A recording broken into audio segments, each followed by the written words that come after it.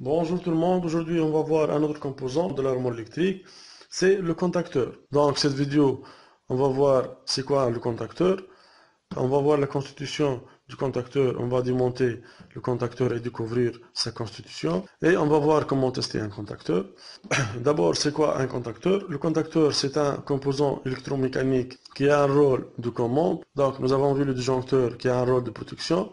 Le contacteur, il a un rôle de commande. Il commande le moteur après l'excitation de sa bobine. Donc, voilà le symbole du contacteur dans le schéma électrique. Il va maintenir le passage de courant vers le moteur électrique. Lorsqu'on maintient le commande de sa bobine, donc le contacteur est composé par une bobine et des lames. Lorsque la bobine est excitée, elle va tirer l'électroaimant qui va mettre les lames de contacteur en continuité et va passer le courant vers le moteur. Donc la première différence entre les contacteurs, c'est la bobine. Parfois on trouve des contacteurs à bobine de 130 et parfois on trouve des autres de 24 volts.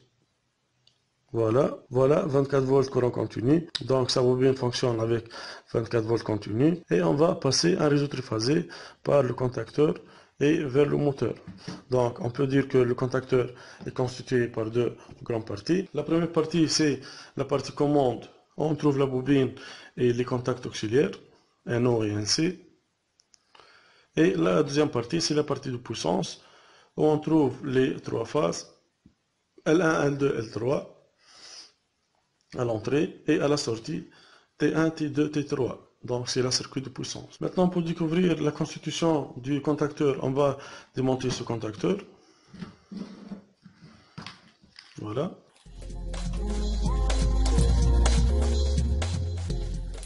Voilà, on peut diviser en deux parties. Donc, la première partie, c'est la bobine. Voilà la bobine. Avec ces deux bornes.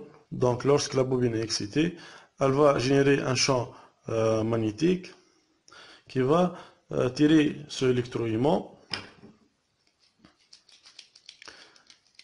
ce qui engendre la fermeture du circuit à l'intermédiaire des lames qui se trouvent ici. Donc voilà un ressort pour le retour des contacts. Lorsque la bobine est désexcitée, le ressort va remettre les contacts, les lames à la position initiale. Voilà la constitution du contacteur, c'est très simple. Maintenant, on va voir comment tester le contacteur. Donc, pour le test du contacteur, je vais utiliser deux méthodes. La première méthode, c'est hors tension. Et la deuxième méthode, on va utiliser la tension. Donc, pour que le contacteur soit fonctionnel, il doit passer le courant lorsque la bobine est excitée. Donc, on va tester manuellement l'excitation et manuellement par un tournevis. On utilise le multimètre en mode continuité. Voilà. Lorsqu'il n'y a pas une tension de commande ou bien la bobine n'est pas excitée, donc le contacteur ne doit pas passer le courant. Voilà.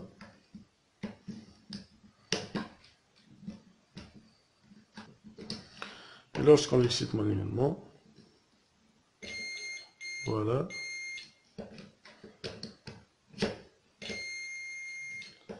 Et la troisième phase. Ok. Le contacteur est en bon état, il passe le courant lorsque la bobine est excitée. Pour la deuxième méthode, on va utiliser l'alimentation stabilisée pour fournir le 24 volts continu. Voilà, une alimentation stabilisée.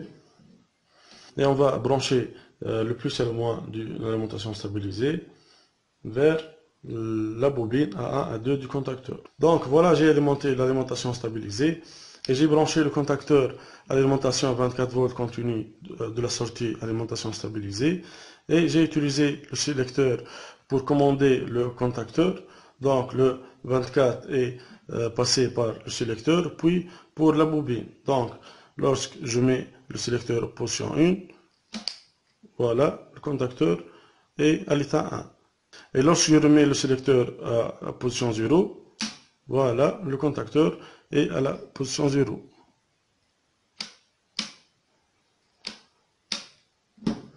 Donc, pour tester le contacteur, je vais mettre le sélecteur en position 1 et je vais tester les bornes de contacteur. Donc il faut avoir une continuité.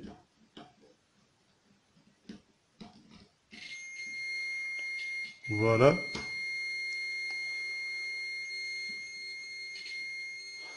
Lorsque je mets le sélecteur à position 0, donc il n'y a pas de continuité. Une autre fois. Voilà. C'est la même chose pour tester le contact auxiliaire. Le contact NC est en continuité lorsque le contacteur est à l'état 0. Lorsqu'on met le contacteur à l'état 1, il s'ouvre. Voilà. La même chose pour le contact ouvert. Il est en continuité lorsque le contacteur est à l'état 1. Lorsqu'on met à 0, il s'ouvre. Voilà le commande d'un contacteur avec 24 volts courant continu. C'est la même chose pour un autre contacteur avec de bobine 230 ou bien 400 volts. J'espère que c'était clair. Merci pour votre attention et au revoir.